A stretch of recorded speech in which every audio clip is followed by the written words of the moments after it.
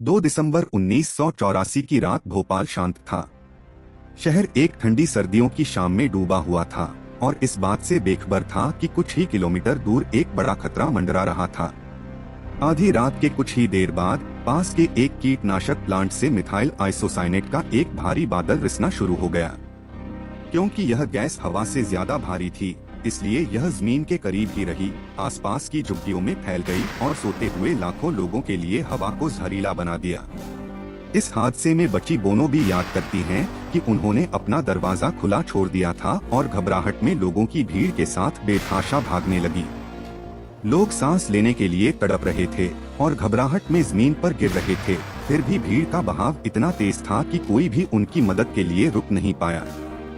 सूरज निकलने तक सड़कों पर हजारों लोग मृत पड़े थे, लेकिन जो लोग बच गए थे उनके लिए यह बुरा सपना अभी एक नए दौर में प्रवेश कर रहा था। इस जहरीले रसायन का असर उनके खून में घुल गया था, जिसने आने वाली पीढ़ियों को जिंदगी भर पुरानी बीमारियों और हमेशा के लिए विकलांगता का शिकार बना दिया।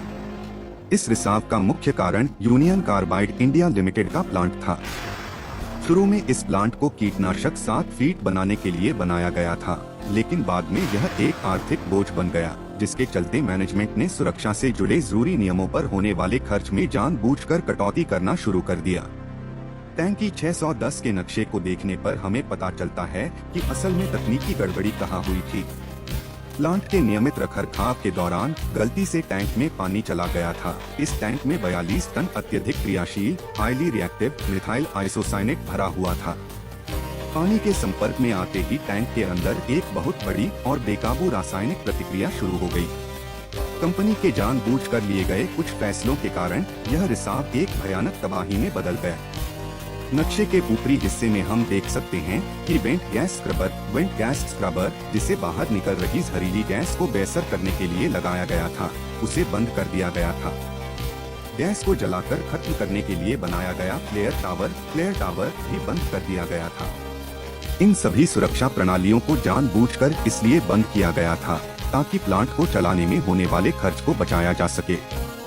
जब भोपाल की सड़कों पर हजारों लोग जहरीली गैस के कारण दम तोड़ रहे थे, तब यूनियन कार्बाइड के चेयरमैन वॉरेन एंडरसन ने अपनी सारी कानूनी जिम्मेदारी से पल्ला झाड़ लिया।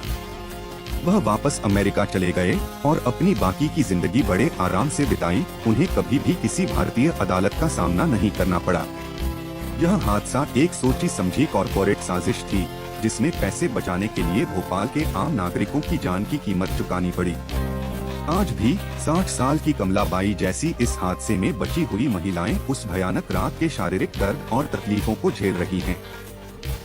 कमला सर्वाइकल कैंसर से पीड़ित हैं और उन्हें लगातार रेडिएशन थेरेपी की जरूरत पड़ती है। उसका परिवार, जो घोर गरीबी में फंसा हुआ है, उसकी देखभाल करने से मजबूरन पीछे हट गया है, क्योंकि वे बढ़ते मेडिकल बिलों का खर्च उठा ही नहीं सकते। उसकी पीड़ा एक लगातार जारी पर्यावरणीय संकट से जुड़ी हुई है। अनुमान है कि उस छोड़ी हुई जगह पर लगभग 1.1 मिलियन मीट्रिक टन जहरीला कचरा अभी भी दबा हुआ है, जो उस भूजल को जहरीला बना रहा है, जिस पर स्थानीय समुदाय अपने रोजमर्रा के गुजारे के लिए निर्भर हैं। 1989 में यूनियन कार्बाइड ने भारत सरकार के साथ $470 मिलियन का अदालत के बाहर समझौता किया। जब यह राशि पीड़ितों के बीच बांटी गई, तो हर व्यक्ति के हिस्से में केवल $818 आए, एक ऐसी रकम जो गैस से जुड़ी पुरानी बीमारियों के जीवन भर चलने वाले इलाज के खर्च के मुकाबले पल भर में खत्म हो जाती है। इस समझौते ने इस आपदा को हमेशा के लिए एक संस्थागत रूप दे दिया, जिससे भोपाल की महिलाएं मेडिकल कर्ज और पीढ़ी दर पीढ़ी चलने वाली गरीबी के एक ऐसे दुष्चक्र में फंस गयीं, जिससे निकलना नामुमकिन है। गैस रिसाव के 40 साल बाद भी यूनियन कार्बाइड की वह छोड़ी हुई फैक्ट्री शहर के बीचों बीच एक विशाल जंग खाई हुई अपराध स्थल के तौर पर खड़ी है। जीवित बची हाजराबी ने कहा कि उनकी आवाज को एक टूटी हुई कैसेट टेप की तरह बार बार बजाया जाए। हालांकि आधिकारिक तौर पर मरने वालों की संख्या 3,800 से 16,000 के बीच बताई जाती है, लेकिन इनमें से हर चेहरा एक ऐसे परिवार का प्रतिनिधित्व करता है जो लापरवाही के कारण पूरी तरह बिखर गया है। इंसानों द्वारा किए गए अपराधों को महज निष्क्रिय त्रासदियों के रूप में वर्गीकृत करने से दोषियों को अपनी जवाबदेही से बचने का मौका मिल जाता है। भोपाल की महिलाएं यह साबित करती हैं कि सच्चा न्याय किसी शर्त पर आधारित नहीं हो सकता और 4 दशक बीत जाने के बाद भी एक स्वच्छ पर्यावरण और कॉरपोरेट जवाबदेही के लिए उनकी लड़ाई आज भी पूरी दृढ़ता के साथ जारी है।